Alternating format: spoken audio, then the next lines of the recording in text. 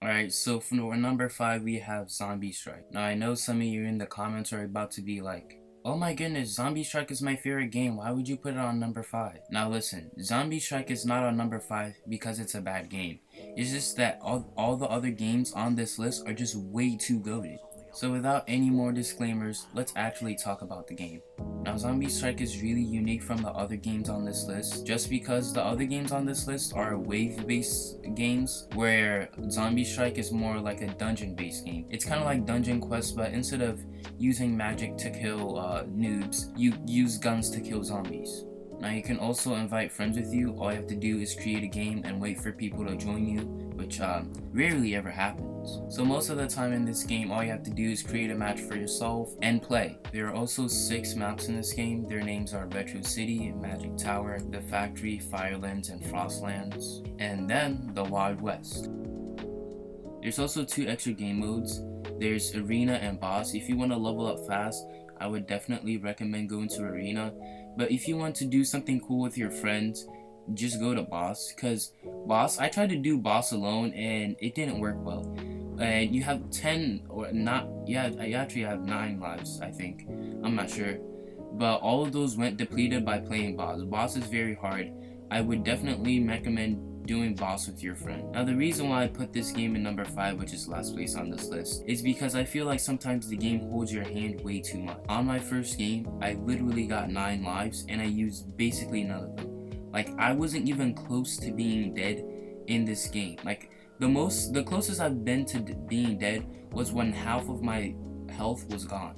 And they also do this thing where you have unlimited healing and grenades per life. Like unlimited at all.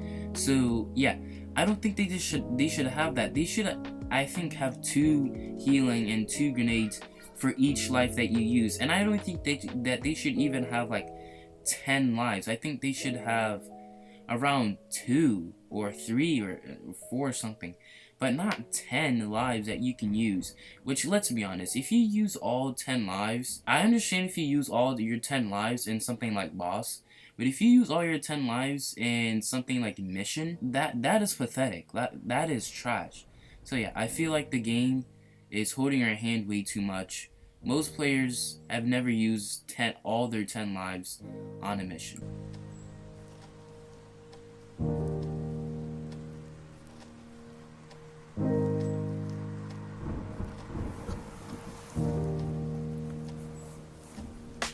So for number 4 we have Quarantine Z Alpha, which is a game developed by C Games.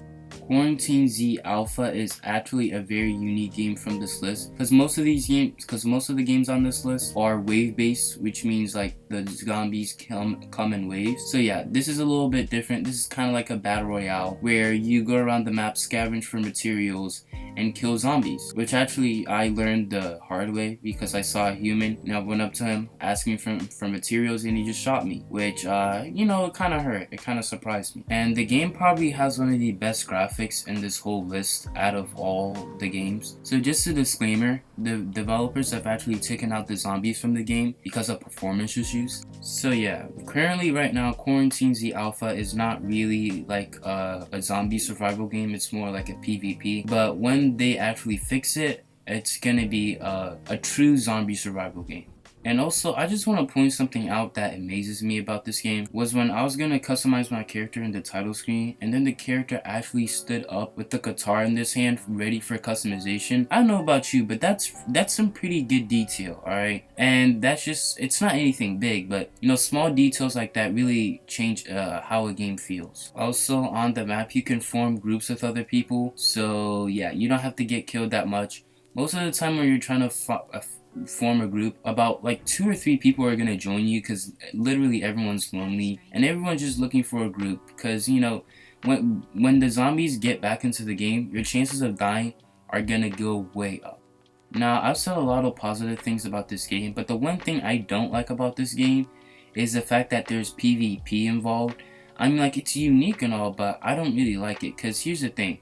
Zombie survival games are based on surviving zombies. That's the only thing you need to worry about. But when you're also having to worry about, other players killing you, which doesn't really make sense. Why would you put that in a zombie survival game? I think that just kind of ruins the game. which is just my opinion. But yeah, that's just one thing that I don't like about this game. That's why I put it in number 4.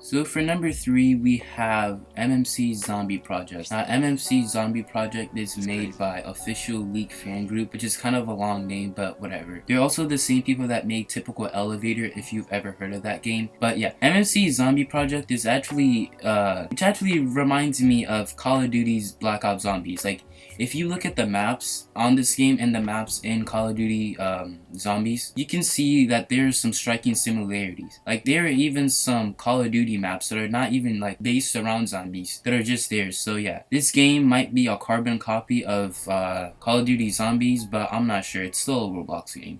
This game also has 4 maps. It has Natch, Facility, Training Area, and Kill House. So if you guys don't know how most of these games works, so basically what happens is that you shoot zombies, alright?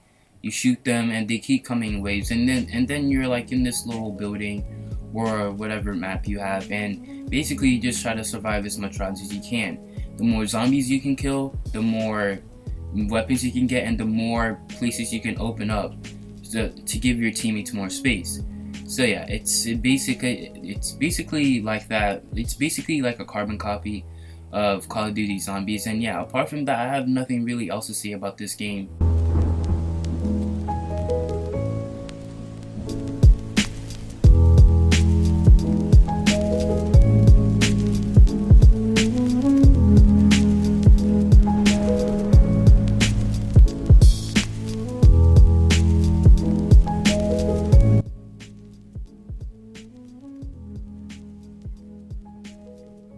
So for the second spot, we have Recoil Zombies. Now, Recoil Zombies actually used to be Free Zombies, but Free Zombies had hella bugs, so they just completely trashed the game and came up with a new one. Now, Recoil Zombies and MMC Zombie Project are actually kind of the same. They're both inspired by Call of Duty Zombies. But the reason why I put Recoil Zombies over MMC Zombie Project is because Recoil Zombies just actually looks better. Like, if you compare the two games, Recoil Zombies just looks better overall. And there's honestly more to do in Recoil Zombies than in MMC Zombie Project. Like, MMC Zombie Project has 4 maps and Recoil has 2. But when you look at Recoil's maps, they actually look way more detailed and way more like Call of Duty Zombies, and yeah, the game just looks better. And yeah, the only problem I have with Recoil Zombies is the optimization. It's not that good, so I think that's something that the developers are gonna fix. The game is still in beta, so you know, we gotta chill out. But the number one reason why I put Recoil Zombies over MMC Zombie Project is because of the map Kino. Now, Kino is one of the 2 maps in this game, in Recoil. It's Natch and Kino is just way better than Natch. Like, Natch, it's not because Natch is a bad map, but in Natch you stay indoors all the time. You never really get to do anything. In Kino, it's just like this huge house. You know, there's different power-ups everywhere. There's so many weapons around you. You can upgrade weapons, you can teleport, and yeah, honestly, I just had a lot of fun with Kino. It's gonna take a while for you to actually experience it, because you start to actually get the full capacities of the game when you are like in round 10 or maybe. And getting to round 10 is very hard. Like, you need teammates with you. You can't do it by yourself. And there's also different classes in Recoil Zombies. You can upgrade those classes by you can upgrade the skill points of those classes by just playing the game more. And yeah, my favorite class has to be the one where you can start out with the sniper. Most of the time you just start off with like a pistol or whatever, and you have to buy guns by killing zombies. But you know, when you have, you know, the specific class that I'm talking about, which, you know, you would see in the game, I forgot what the name is, but yeah, you start off with the sniper weapon, and all the different classes have. Alright, so for number 1, we have Those Who Remain. Now, Those Who Remain is made by Peak Games. I don't think they've made any other games except Those Who Remain, but Those Who Remain is still a pretty cool game. Now the reason why I put this game at number 1 was because this game has a lot of attention to detail. Like when you're literally going up to zombies, you can just hear their screams, and yeah, they're just not like regular screams, they're actually like really scary screams that like almost make you want to freak out. So basically how this game works is that there's different maps. I don't know how many there are, but there are different maps in this game. What you basically do is go with a group of people, and what you try to do is that everyone, at least one person, each round tries to survive. If all of your team members get killed, you get no more waves and you just move on to another match. And of course the zombies come in waves, and after each wave your team gets a little break.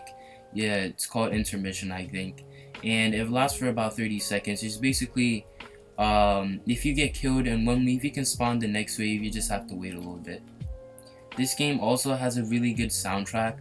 Like I would genuinely want you guys to like go into the game and get headphones. Like I actually recommend headphones and actually listen to the music in this game because it's beautiful. Honestly, for a Roblox game, the sound is really complex, and that's the number one thing I like about this game. And all the maps have this dark and mysterious feel to it, which just makes the game way more fun, realistic, and scary to me. There's also different types of zombies in this game. I think it's civilian zombies, bolster, I think that's what they called. Like, like the number one zombie that I hate, it's just really annoying. It's this buster zombie, Bolzer. I'm not sure what it's called, but basically what happens is that when you shoot it, it basically explodes, and they can also throw things at you, which, you know, kind of gets annoying, but each wave gets harder and harder as it goes, you know, which is kind of expected. You also have different things to do in this game except killing zombies. You can actually escort people out the map. And in conclusion, this has to be the best zombie survival game on Roblox. I was debating on putting Apocalypse Rising 2 on this list, but since it's not free, I didn't actually want to do that, since, like, you know, most people don't want to pay for Roblox games. So yeah, at the time, those who remain is the best Roblox zombie survival game on Roblox.